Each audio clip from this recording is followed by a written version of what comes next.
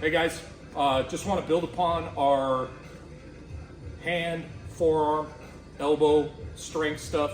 Now we're going to work our way up to the shoulder. So this is designed the same way, tons of volume. You can use those jump stretch bands that we talked about earlier. This is a very medium light band.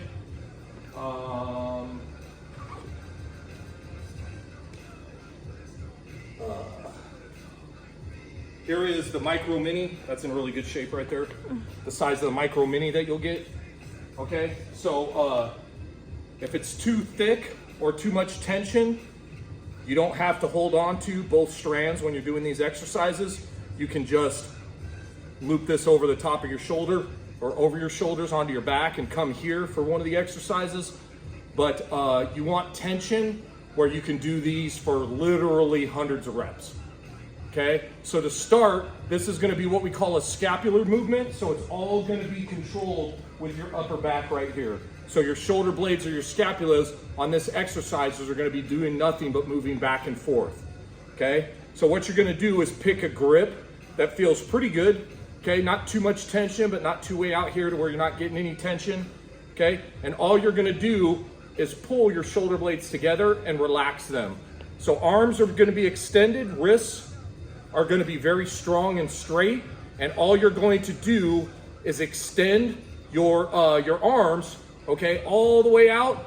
Pull your shoulder blades tight together right here to about mid-chest or nipple line. Bring it back together. Tension should be on at all times, so when you come down to the bottom, there should be no slack in the band. So literally it'll look like this, over and over and over again. Now, wrist position, you don't want to come to this position. Okay, you want it nice and straight, like as if I'm throwing a punch. If I threw a punch like that, you'd mess your wrist and hand up and forearm. Okay, so you want to be here, just like I would throw a punch like that. Okay, so first exercise is going to be here. Maybe start with what we call near failure method. So it starts to burn, maybe stop about 5 reps short of failure. Next one we're going to do is we're going to come up overhead. Same thing now, same concept, except now your scapulars or shoulder blades are not going to be coming back and forth, or what we call ab and adducting.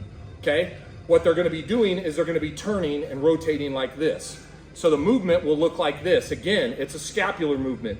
You're going to spread and bring your scapulas down and out, and it's going to look like this. Again, no slack at the top. Don't bend it around to where there's slack at the bottom. You want to pick a nice good slack or a nice good tension where there's no slack throughout the entire movement. Arms are straight, wrists are tight, armpits are forward.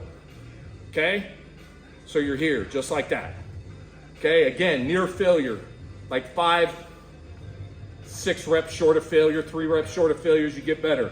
Next one, because we move in 3-dimensional space, we're actually going to go at an oblique. Okay, so we're not going straight here horizontally, we're not going vertically, we're going to go off at an angle. So it'll look like this. This will probably be one of the tougher ones you do. Okay, underhand grip, overhand grip, I let my thumb guide where the band's going to go. Okay, so it's here, here. So you're spreading that band apart, bringing it to your chest, here. If this is 90 degrees here, that band's going off at about a 45. Okay, we obviously switch sides, bang the other side, same way. Underhand, overhand, let your thumb guide the position or the direction, and you're here. Don't let it snap. You want to keep tension on it the entire time. So it's just drilling your upper back and scaps, your levators and everything else. Now, next movement, you can go pretty heavy, and it's very short, but will be probably the movement you can do the most band tension with.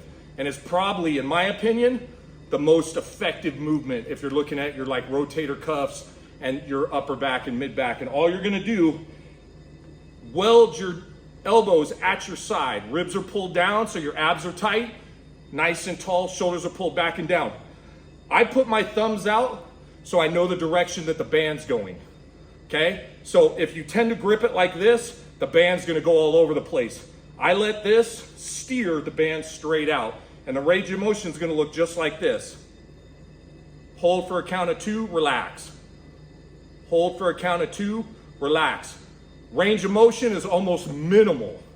Okay, you don't have to worry about, there's not this big, huge movement, like you're not out here like this, it's just right there. And if you think you can go out farther, just choke back on the band and come here. Okay, and you can see you're gonna want your thumbs to come in and come to this position. You wanna be right here, which again is underhand, or what we called supinated in the other videos. So once you've gone from here to overhead to obliques on both sides to here, we're gonna work on some full shoulder range of motion or global range of motion. It's gonna be what we call a pass through. So you're gonna come, again, just almost about the same grip as if you were pulling the banded pull apart at the very beginning, except now what you're gonna do is go overhead, and instead of bringing it down, it's a full movement where you're pulling the band apart the entire time. You're gonna come up overhead, shrug, and then you're gonna drop your hands through. Without breaking your elbows down, relax, shrug up, bring it through. That's one, what we call pass through. Okay, so what you want to avoid is breaking your elbows down to get into that position.